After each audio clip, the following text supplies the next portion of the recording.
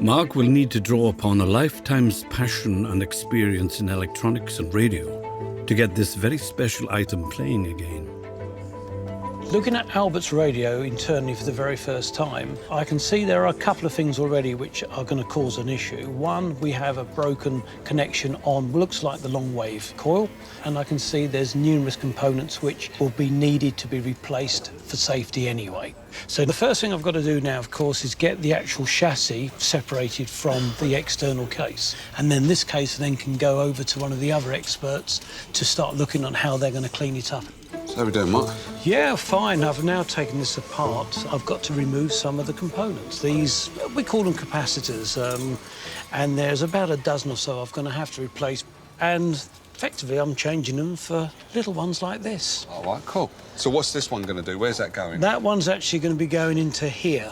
I've scraped back already, so I've identified its value. This says, if you can see it on there, 0.1 microfarad. OK. And 0.1 microfarad, to confuse you, is 100,000 puff.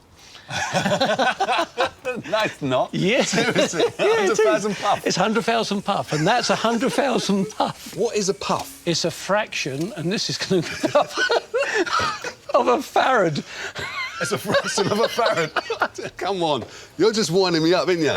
So what does 100,000 puff do? In essence, it's a value which is being calculated to allow certain signals which you do not want to have at that part of the circuit. Well, that made perfect sense to me. You're going to change it, basically. Yes. OK. So you've got a bit of work to do then? I've got a fair amount of work to do. Well, let me get that case off you. OK, thank you. Get started on there that. we go. Thank you. Enjoy that. I will do. But, yeah, carry on with your 100,000 puff. Yeah. The capacitors enable the radio to tune into particular frequencies. But Mark suspects there's more to this repair than simply replacing them. Now, one weak point of a radio of this type of design is, in fact, the local oscillator. And the local oscillator is, in essence, the heart of the radio. And my gut feeling is that that's where my fault's going to be. So the next thing then really is to use an oscilloscope. And that's something similar which you may have seen, say, in a hospital, which can monitor a heart, which will then hopefully show me a waveform, and there is absolutely nothing. The oscillator is not functioning. So applying the voltmeter against one of the leads of the transistor, in reality, I'm expecting to get a voltage. It's clearly not there. It's very, very low.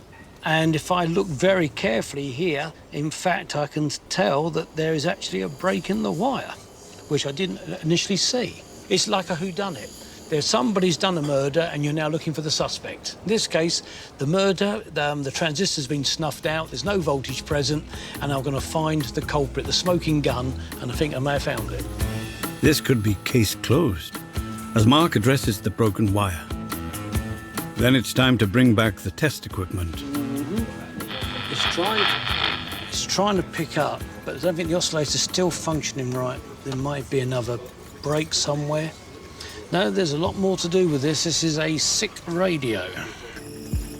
It's been quite a game, this particular one, because there's been so many faults with it. And the aerial has a coil which is broken, and I cannot locate where it's broken from. It's so fine, the wire.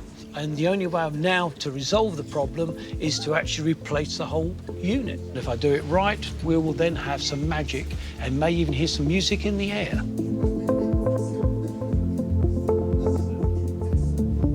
Having swapped out the broken aerial for a donor unit, Mark reconnects and solders the wires. This actually looks very encouraging. We've now got what we call a sinusoidal waveform. That is one which is repetitive, goes up and down, and that is working well.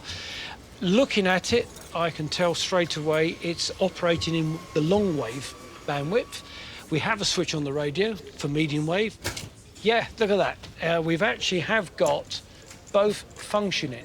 So that now tells me we've got a good chance of getting this old lady back into operation again.